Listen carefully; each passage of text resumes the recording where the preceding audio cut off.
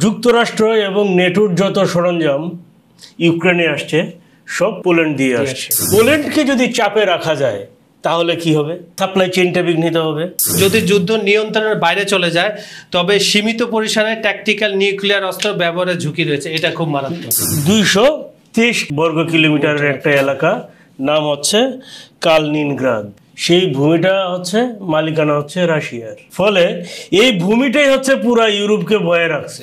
সুপ্রিয় দর্শক, বিশ্ব সংযোগে আপনাদের স্বাগতম। আপনাদের সঙ্গে রয়েছে আমি কাজল হায়দার, আর আমার সঙ্গে আজকে স্টুডিওতে রয়েছেন সিনিয়র সাংবাদিক বিশ্বজিৎ দত্ত ভৌমিক। বিশ্বদা, বিশ্ব সংযোগে আমার এবং দর্শকদের তরফ থেকে আরেকবার ওয়েলকাম জানাচ্ছি। ধন্যবাদ।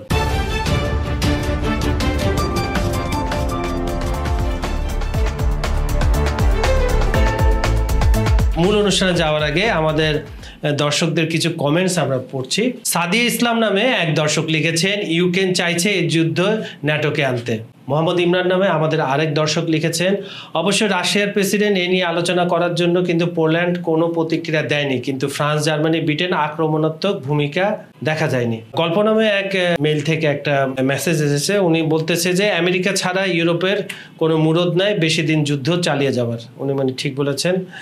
আর ভয়েস মিস্ট্রির নামে আরেকটা ইমেল অ্যাড্রেস থেকে এসেছে, জেলেনস্কি ন্যাটোর সাথে রাশিয়ার যুদ্ধ বাঁধানোর জন্য উস্কানি দিচ্ছে, এই ঘটনা প্রত্যেকেই বুঝতে পারছে। এখন আপনার উপর নির্ভর করছে যুদ্ধটা থামাবেন না যুদ্ধ লাগাবেন। কারণ আপনাকে দেখলাম সকালে স্টুডিওতে যে সমস্ত নিয়ে আসছেন আপনি সঙ্গে করে, কি হতে যাচ্ছে আসলে পুরো ন্যাটোতে, সেটা তো হচ্ছে ভূ রাজনৈতিক বিষয়, জিওপলিটিক্স ম্যাটার। ইউরোপে কি হচ্ছে আসলে বলেন তো? প্রশ্নটা যদি এরকম হয় যে কেন পোল্যান্ড রাশিয়ার টার্গেট? পোল্যান্ডে কিন্তু রাশিয়ার হামলা করার কোনো ইচ্ছা নেই, পোল্যান্ডে যুদ্ধ বাঁধার কোনো ইচ্ছা নেই, কিন্তু পোল্যান্ডকে একটু অস্থিতিশীল করে রাখা। কেন? সেটা হচ্ছে মূল বিষয়। নেটোর পূর্ব ফ্লাঙ্কের মূল রাষ্ট্র হচ্ছে পোল্যান্ড। যুক্তরাষ্ট্র এবং নেটোর যত সরঞ্জাম ইউক্রেনে আসছে সব পোল্যান্ড দিয়ে আসছে। এখন যেটা হচ্ছে, পোল্যান্ডকে যদি চাপে রাখা যায় তাহলে কি হবে? সাপ্লাই চেইনটা বিঘ্নিত হবে। সাপ্লাই চেইনটা বিঘ্নিত হবে, ইউক্রেন থেকে মনোযোগ সরবে, মনোযোগ বিঘ্নিত হবে। এছাড়া কি হইতে পারে? এই যে লজিস্টিক হাব, যেটা আপনি বললেন, যদি লাইফ লাইনটাকে যদি দুর্বল করে দেওয়া হয় তাহলে কি ইউক্রেনের যুদ্ধের ক্ষমতা কমে আসবে, আরও এমনিতেই তো কম, আরও কমে আসবে। এইটা একটা বিষয়। রাশিয়া চায় একটা বাফার জোন করতে ওখানে। কেন? পোল্যান্ড এবং লিথুনিয়া সীমান্ত, এরপরে 223 কিলোমিটারের একটা বর্গ কিলোমিটারের একটা এলাকা, নাম হচ্ছে কালিনিনগ্রাদ। সেই ভূমিটা হচ্ছে মালিকানা হচ্ছে রাশিয়ার। ফলে এই ভূমিটাই হচ্ছে পুরা ইউরোপকে বয়ে রাখছে। এই 223 বর্গ কিলোমিটার এলাকায় একটা জায়গা রাশিয়া লেখা আছে। এইটাই হচ্ছে যে রাশিয়ার মূল আতঙ্কের জায়গা। এবং এই পোল্যান্ড এবং লিথুনিয়া সীমান্তের 663 কিলোমিটার রাশিয়ার মূল ভূখণ্ড থেকে এই কালিনিনগ্রাদের দূরত্ব। কালিনিনগ্রাদের জনসংখ্যা হচ্ছে 2020 সনের হিসাবে সেটা হচ্ছে 4,89,000 কিছু বেশি। এই কালিনিনস্কের কথা বলছে, এটা তো ডনেস্কের কাছাকাছি না? কোনটা? কালিনিনস্কের যে কথাটা বলছেন, না না, এটা ডনেস্কের কাছে। এইটা হচ্ছে মূল ইউরোপের দিকে, হ্যাঁ। এটা বেলারুশ, সুইডেন ওইদিকে, ঠিক আছে। ওইদিকে সাগর পার হইলেই সুইডেন ওইদিক দিয়ে, যে আপনার বাল্টিক রাষ্ট্রগুলো ওইদিকে। এখন দেখেন তাহলে কি হবে। এখন যদি বাফার জোন রাশিয়ার যদি বাফার জোন তৈরি হয় তাহলে রাশিয়ার জন্য হচ্ছে কি স্পেস নেওয়াটা সহজ হবে। এটা গেল একটা বিষয়। আরেকটা বিষয় কি হবে, রাশিয়ার একটা টেস্টিং চলছে যে নেটোর ভিতরের অবস্থা কি। নেটোর ভিতরে দ্বিমত তৈরি হোক, এটাই চাচ্ছে। নেটোর ভিতরে যদি দ্বিমত তৈরি হয় তাহলে নেটোর কার্যক্রমে ধীর গতি হবে, আর এই ধীর গতি হইলেই দেখা যাবে কি কাজগুলো পিছিয়ে যাবে এবং ভাঙনও শুরু হবে, এবং ভাঙন শুরু। এখন রাশিয়া কিন্তু নেটোর ভাঙন শুরু হোক সেটা চায় না। রাশিয়া চায় নেটোকে সীমিতকরণ, কারণ নেটো তো নর্থ আটলান্টিক ট্রিটি। তাহলে তার কথা হচ্ছে যে আটলান্টিক মহাসাগর পারের দেশগুলো নিয়ে নেটো হওয়ার কথা, তাহলে কেন আটলান্টিক মহাসাগরের বাইরে যাবে তারা? যথার্থ যুক্তিযুক্ত কথা, এইটা একটা। আর যেটা হচ্ছে কি যে এই যে বেলারুশের সঙ্গে যে পোল্যান্ডের সীমান্ত, এইটাতে একটা ত্রিভুজ আকারের মতো হয়ে গেছে। কি, একদিক দিয়ে নেটো, একদিক দিয়ে বেলারুশ, একদিক দিয়ে পোল্যান্ড। ফলে হচ্ছে কি, বেলারুশকে কাছে টানতে রাশিয়াকে একটু সমস্যায় পড়তে হচ্ছে। এর জন্য এটাকে কি আর একটু সহজ, পথটা একটু সহজ করে নেওয়া হচ্ছে টার্গেট। এটা হচ্ছে যে এই পোল্যান্ডকে অস্থিতিশীল করার মূল জিনিস। এখন দেখেন যে আরেকটা জিনিস আছে, যুদ্ধ তো আসলে কেউ চায় না। এখন বিষয়টা হচ্ছে কি, এই 3.5 বছর যাবৎ যুদ্ধ চলছে। এখন হচ্ছে কি, এটা নিজ দেশের মানুষের জনসমর্থন লাগবে, পুতিনের সেটা আছে। কিন্তু যদি পোল্যান্ডকে যদি একটু অস্থিতিশীল করে রাখা যায়, তাহলে যেটা হবে কি, যে ওই যে রাশিয়ার যে পশ্চিম সীমান্ত, রাশিয়ার পশ্চিম সীমান্ত এবং বেলারুশের যে অন্যান্য সীমান্তগুলো, সেইখানে হচ্ছে সহজে হচ্ছে কি দেশে বেশি সৈন্য মোতায়েন বা আধুনিক অস্ত্র মোতায়েন করতে গেলে, যুদ্ধাস্ত্র, তাহলে হচ্ছে দেশের মানুষের সমর্থনটা সহজে পাওয়া যাবে। এইটা কিন্তু একটা যেটা হচ্ছে সামরিক এবং রাজনৈতিক টার্গেট বিষয়টা। আচ্ছা, আপনি এখন আপনার এই যে সামরিক মহড়া ও বাহিনী সংকট, এটা আপনি জানেন যে মঙ্গলবার পর্যন্ত রাশিয়া এবং বেলারুশের মধ্যে একটা যৌথ সামরিক মহড়া চলছে। এবং এই সময়ে বেলারুশে কেন সামরিক মহড়া? কারণ হচ্ছে তার 2 দিন আগে বুধবার রাতেই পোল্যান্ডে যেখানে ড্রোন হামলা চালিয়েছে, হামলা ঠিক বরাবর ড্রোন উড়িয়েছে, ভুল করে কিছু ড্রোন হচ্ছে পোল্যান্ডের আকাশের সীমায় চলে যেতে পারে। সেটা যেহেতু হামলা চলে নাই বা চলে আসছে, হ্যাঁ, বা বিষয়টা হচ্ছে যে টেস্টিং হইতে পারে। কিন্তু আপনার এখন যেটা হচ্ছে শুক্রবারে এই বিষয়ে যেটা হচ্ছে কি, এখন কিন্তু দেখবেন নেটো আপনার দেখবেন রাশিয়ার পশ্চিম সীমান্তবর্তী যে এলাকাগুলো, ওখানে বেলারুশ সীমান্তবর্তী এলাকায় দেখবেন নেটো কিন্তু তাদের কার্যক্রম বৃদ্ধি করবে। ফ্রাইডেতে আপনার রাশিয়ার মুখপাত্র ল্যাভরভ কিন্তু একটা কথা বলেছেন। তিনি বলেছেন যে হতে পারে এটা টেকনিক্যাল সমস্যা, এবং যে ড্রোনগুলা ভূপাতিত করা হয়েছে এগুলা কিন্তু খুব পাওয়ারফুল ড্রোন না। ওই যে আপনি বললেন না, হামলা না উড়িয়ে দেখা হয়েছে, তাদের প্রতিক্রিয়া কি জানার জন্য, পোল্যান্ডকে অস্থির করার জন্য। এটাই তাহলে পুতিনের কৌশল। বলা হচ্ছে যে রাশিয়ার ড্রোন হচ্ছে অনুপ্রবেশ করেছে। এতে আসলে দেখেন কি হয়েছে, আর্টিকেল 4 অ্যাক্টিভ করেছে। আর্টিকেল 4 কি আছে? আমরা যে বারবার বলছি যে নেটোর আর্টিকেল 4, নেটোর আর্টিকেল 5, শুধু এক কথাই বলি, আর্টিকেল 4 হচ্ছে নেটোর যে সদস্যভুক্ত দেশগুলো আছে তাদের পরামর্শ, হ্যাঁ, ও সতর্কীকরণটা অ্যাক্টিভ করেছে, যেন কোনো কিছু হলে সাথে সাথে বৈঠকে বসা যায়, সদস্য দেশগুলোকে নিয়ে বৈঠকে বসা যায় এবং প্রতিরক্ষা বিষয়ে, হ্যাঁ, একটা সমন্বিত সিদ্ধান্তে আসা যায়, একদম সোজা। এই বিষয়টা কিন্তু কূটনীতিক এবং রাজনৈতিক সমন্বয়ের ধাপ, এটা কিন্তু যুদ্ধের কোনো ধাপ না। যুদ্ধের ধাপ হচ্ছে আর্টিকেল 5। আর্টিকেল 5 কি? সম্মিলিত প্রতিরক্ষা, মানে একজনের উপরে আক্রমণ হলে সবার উপরে, হ্যাঁ, ইংরেজি থেকে যাকে বলে 1 for each, 1 for all। এখন আর্টিকেল 5 কিন্তু এর আগেও, আর্টিকেল 4 কিন্তু এর আগেও অ্যাক্টিভ হয়েছে। আপনার তুরস্কে কয়েকবারই আর্টিকেল 5 অ্যাক্টিভ করা হয়েছে, যেটা সিরিয়া যুদ্ধের সময় আইএসআই যখন ঝুঁকি ছিল তখন। তারপরে আবার পোল্যান্ডের বাল্টিক রাষ্ট্রগুলো নিয়ে 2014 সালে যে সমস্যা ছিল ক্রিমিয়া সংকটের সময়, তখনও আর্টিকেল 5 অ্যাক্টিভ ছিল পোল্যান্ডে। এখন দেখেন, এখন আবার করেছে।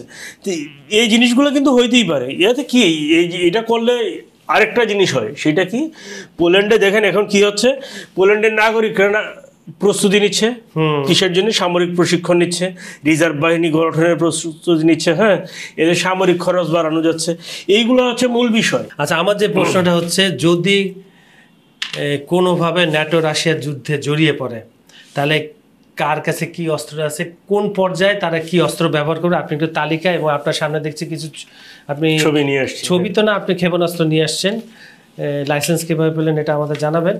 তো এগুলা সহ আপনি একটু ডিটেলস বলেন। আচ্ছা, অস্ত্রের আগে আরেকটা অস্ত্রতে যাই, সেটা হচ্ছে কৃত্রিম ভূমিকম্প সুনামি তৈরি। ভয়ঙ্কর না জিনিস? ভয়ঙ্কর। আমরা তো রাশিয়ায় পরশুদিন দেখলাম যে একটা মারাত্মক ভূমিকম্প, গতকালকে। জি। জি। এখন দেখেন, সেটা হচ্ছে যুক্তরাষ্ট্রের হার্প প্রযুক্তি। এটা হচ্ছে শব্দের মাধ্যমে, হ্যাঁ না, এটা হচ্ছে আয়োনস্ফিয়ারকে নিয়ন্ত্রণ করে, হ্যাঁ ওয়েব পাঠিয়ে তারপরে এটা তৈরি, মানে ওয়েব যেটা আপনার ডলফিন যেটা করে না, বিষয়টা ডলফিন না, বিষয়টা আপনার মনে করেন লেজার গাইডেড ডিভাইসের মতো। লেজার গাইডেড ডিভাইস যেভাবে ক্রাশ করে, বিষয়টা ওইটা হচ্ছে লেজারটা হচ্ছে কৃত্রিম, এইখানে বিষয়টা হচ্ছে প্রাকৃতিক, সূর্যের শক্তি থেকে সঞ্চয় করে ওইটাকে হচ্ছে মেকানিজম করে তারপরে করে। এতে যেটা হচ্ছে কি বলা হয় যে জাপানে যে বিপর্যয় হয়েছিল 2009 সালে, সেইটা হচ্ছে এই যুক্তরাষ্ট্রের যে হার্প প্রযুক্তি, এই হার্প প্রযুক্তির হ্যাঁ তার পরীক্ষামূলক ব্যবহার করছিল, ভুল পরীক্ষা। পাকিস্তানে যে বন্যা হয়েছিল 36 ঘন্টায় 300 মিলিমিটার বৃষ্টি হয়েছিল, এইটাও বলা হয় যুক্তরাষ্ট্রের হার্প প্রযুক্তির কারণে হয়েছে। নিউজিল্যান্ডের প্রলয়ঙ্কারী ঘূর্ণিঝড় যেখানে 185 জন মারা গিয়েছিল 2011 সালে, এইটাও বলা হয় হার্প প্রযুক্তির কারণে হয়েছে। এবং যেটা হচ্ছে যে যুক্তরাষ্ট্রের ক্যালিফোর্নিয়ায় ঘূর্ণিঝড় ক্যাটারিনা, এই ক্যাটারিনাও বলা হয় যে হার প্রযুক্তির কারণে হয়েছিল। এরকম আরও বেশ কিছু হ্যাঁ বিদ্যুৎ চৌম্বকীয় তরঙ্গ প্রেরণ করে হচ্ছে এটা করা হয়। যে জিনিস সুনামি তৈরি করতে পারে, যে জিনিস ভূমিকম্প তৈরি করতে পারে, যে জিনিস বন্যা তৈরি করতে পারে, সেটা কতটুকু ভয়াবহ সেটা আসলে আপনারা এই বলতে পারবেন। তবে আমি খালি একটু জিনিসটা বলে যাই যে এই হার প্রযুক্তির জন্ম হচ্ছে 1947 সন থেকে এটার কাজ শুরু হয় এবং এটা এই প্রযুক্তির যিনি মূল উদ্যোক্তা তিনি কিন্তু মারা গেছে, যেটা হচ্ছে আপনার রহস্যজনক কারণে। আচ্ছা, তো আমার মনে হয় কি সেটা হচ্ছে যে কোনো পরীক্ষা চালাইতে গিয়ে হয়তো হয়েছে। সেটা উচ্চ কম্পন বিশিষ্ট তেজস্ক্রিয়তা শক্তির পরিমাণ হচ্ছে এটার 1 গিগাওয়াট অথবা 95 থেকে 100 ডেসিবল ওয়াট। এতে বুঝেন যে এটা কতটুকু ভয়ঙ্কর হতে পারে। এবং এটা কিন্তু এটা যে প্রয়োগ হবে না যদি WW3 বা ওয়ার্ল্ড ওয়ার 3 যদি হয়, তাহলে কিন্তু এইটাও প্রয়োগ হবে। এটা কিন্তু রাশিয়ার না শুধু, এটা অনেক দেশের অভিযোগ আছে।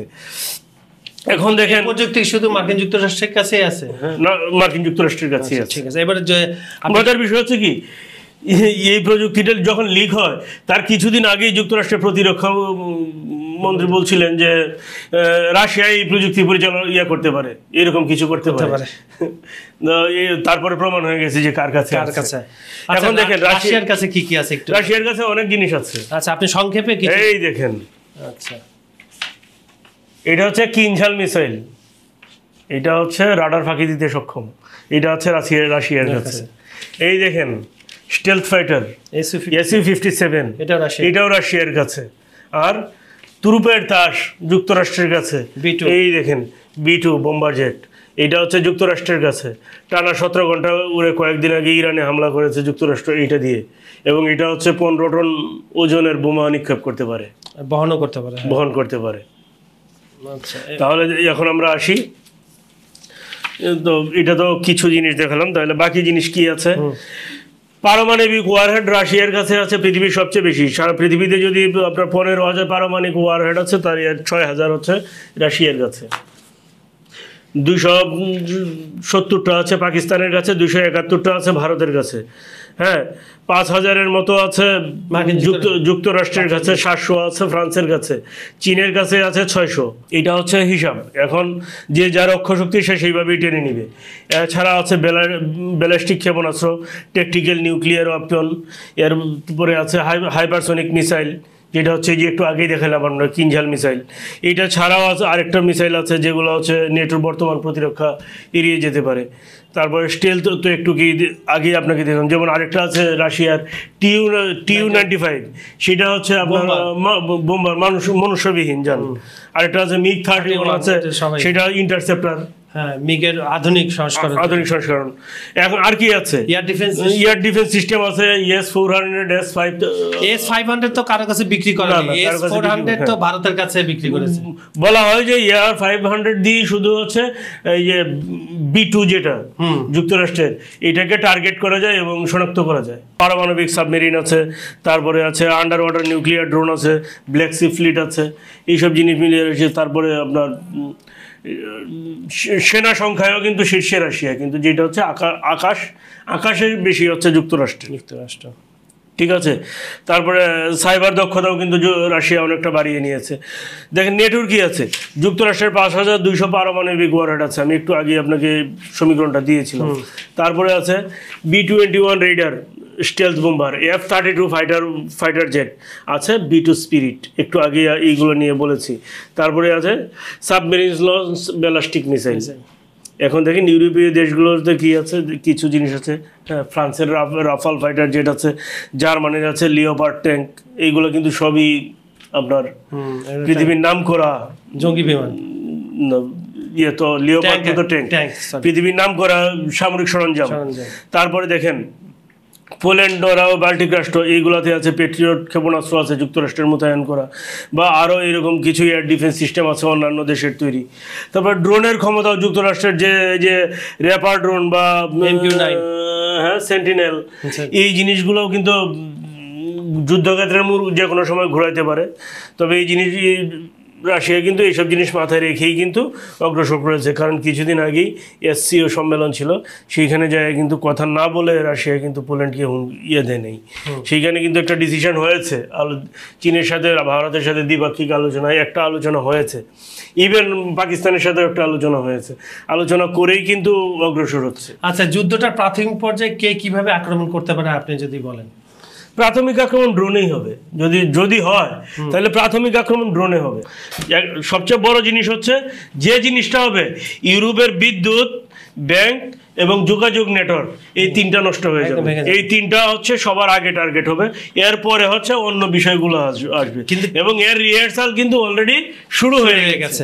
আর আপনার যুদ্ধটা চরম ধাপ যেটা বলা হচ্ছে, বিশেষজ্ঞরা যেটা বলছেন, যদি যুদ্ধ নিয়ন্ত্রণের বাইরে চলে যায় তবে সীমিত পরিসরে ট্যাকটিক্যাল নিউক্লিয়ার অস্ত্র ব্যবহারের ঝুঁকি রয়েছে। এটা খুব মারাত্মক। যদি হয় তাহলে লাখ লাখ মানুষ মরবে। হ্যাঁ, পৃথিবীর সব কোণে তখন অস্থিরতা, সব কোণে একটা সংঘাতের সম্ভাবনা থেকে যায়। তা আমরা আশা করব, আমরা যারা গণমাধ্যম কর্মী তারা আশা করব যে আলোচনার টেবিলে দুই পক্ষকে বা তৃতীয় পক্ষকে, সব পক্ষকে ছাড় দিয়ে একটা যুদ্ধবিরতি বা শান্তি চুক্তি করা। দাদা আজকে বিদায় নিচ্ছি। সুপ্রিয় দর্শক, আমাদের এই অনুষ্ঠানটা, আজকের এই পর্বটা কেমন লেগেছে আমাদের কমেন্টে জানাবেন। আমাদের ভিডিওগুলো লাইক, কমেন্টে শেয়ার করবেন। আমাদের চ্যানেলটি সাবস্ক্রাইব করে রাখুন। আজ এখানে বিদায় নিচ্ছি, আগামীকাল ফের দেখা হবে। আপনারা সবাই ভালো থাকবেন, নিরাপদে থাকবেন। ধন্যবাদ সবাইকে। সবাইকে ধন্যবাদ।